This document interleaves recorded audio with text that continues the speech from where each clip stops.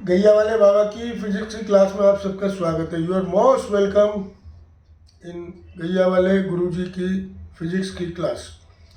आज का जो टॉपिक होगा वो होगा Newton's laws of motion, Newton के गति विषयक नियम, न्यूटन के गति के बारे में नियम।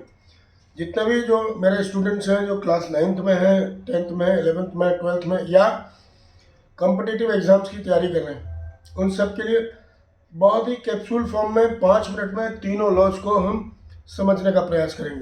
We will try to understand all the 3 laws of Newton's regarding motion in a very short period of 5 minutes.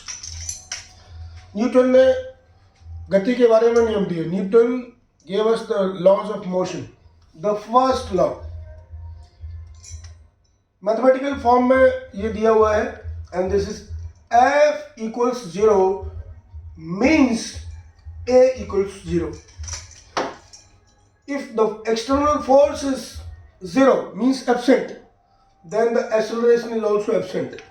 Acceleration जो त्वरण जिसे हिंदी में हम कहते हैं, बल नहीं तो त्वरण नहीं, बल की अनुपस्थिति में कोई त्वरण नहीं, बाहरी बल नहीं लगेगा तो कोई त्वरण नहीं होगा। If there is no external force, there is no acceleration.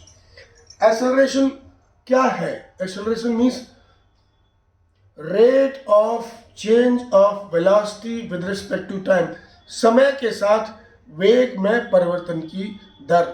और ये जो a is equal to 0 means कोई त्वरण नहीं, माने वेग में कोई परिवर्तन नहीं, means जो वस्तु जहाँ है, जिस स्थिति में है उसी स्थिति में रहेगी। अगर रुकी है तो रुकी रहेगी। If it is at rest, it will remain in rest.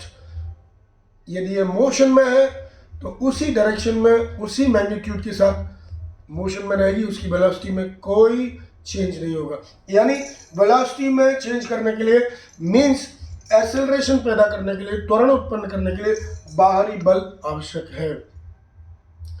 This is known as the first law of Newton regarding motion. इसका एक और नाम है, वस्तु की स्थिति में कोई परिवर्तन नहीं होगा जब तक उस पर कोई बाहरी बल नहीं लगाया जाएगा। मीन्स लॉ ऑफ इनर्शिया, जड़त्व का नियम। जड़त्व का मतलब वस्तु जड़ है, माने उसकी स्थिति में कोई परिवर्तन वो नहीं करेगी अपने आप जब तक उस पर कोई बाहरी बल नहीं लगाएंगे। So this F equals 0 implies A equals 0. This is the first law of Newton. यानी वस्तु के वेग में यदि हम परिवर्तन चाहते हैं, if you want the change in velocity of any object, means we want to produce acceleration, we are bound to apply the external force. हमें बाहरी बल लगाना पड़ेगा यदि हम कोई त्वरण चाहते हैं, यानी वस्तु के वेग में परिवर्तन चाहते हैं। जड़त्व का नियम, the law of inertia. Second law की ओर बढ़ते हैं। जब भी किसी वस्तु पर कोई फोर्स लगाया जाएगा और उसमें जो एक्सेलरेशन पैदा होगा, उन दोनों के बीच जो रिलेशन है उसको डिफाइन करता है second law, F equals ma। Means यहाँ पर वस्तु के जड़त्व की माप उसका m है। m means the mass of the body, वस्तु का द्रव्यमान। यदि आप फोर्स ज़्यादा लगाते हैं तो एक्सेलरेशन भी ज़्यादा प्रोड्यूस होगा, फोर्स कम लगाएंगे एक्सेलरेशन भी कम प्रोड्यूस होगा।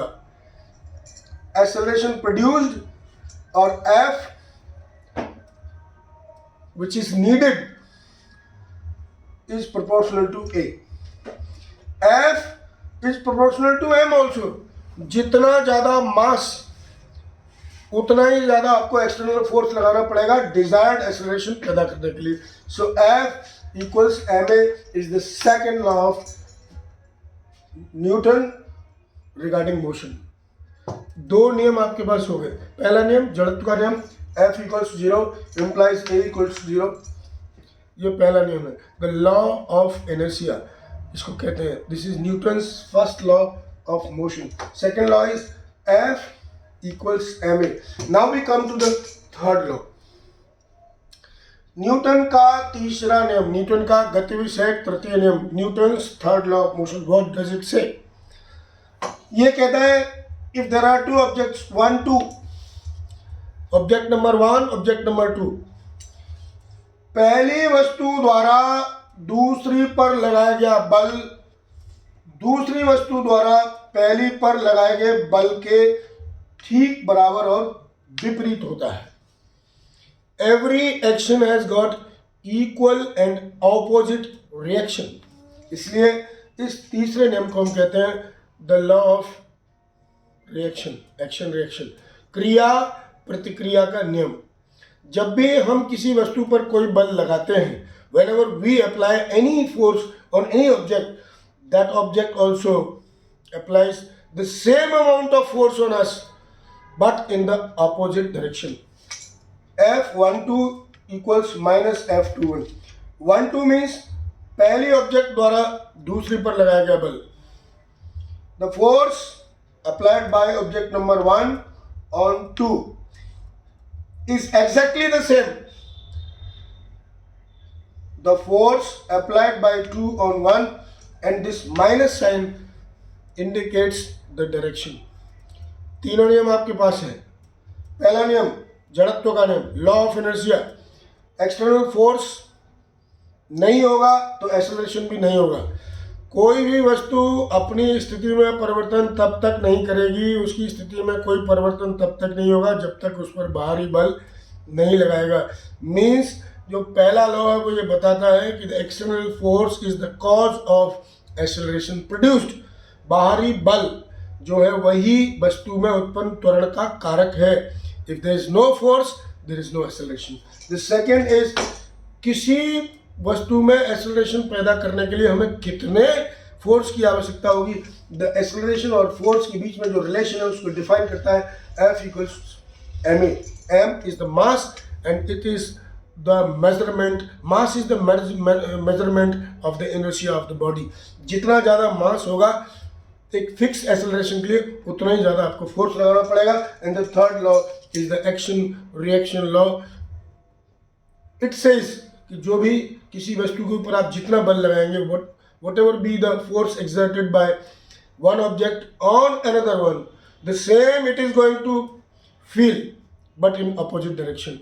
Action and reaction F12 equals minus F21। इस सब के साथ एक छोटे से कैप्सूल में आपने देख लिया कि न्यूटन के तीनों नियम हमने अच्छी तरह से समझ लिए हैं, पढ़ लिए हैं।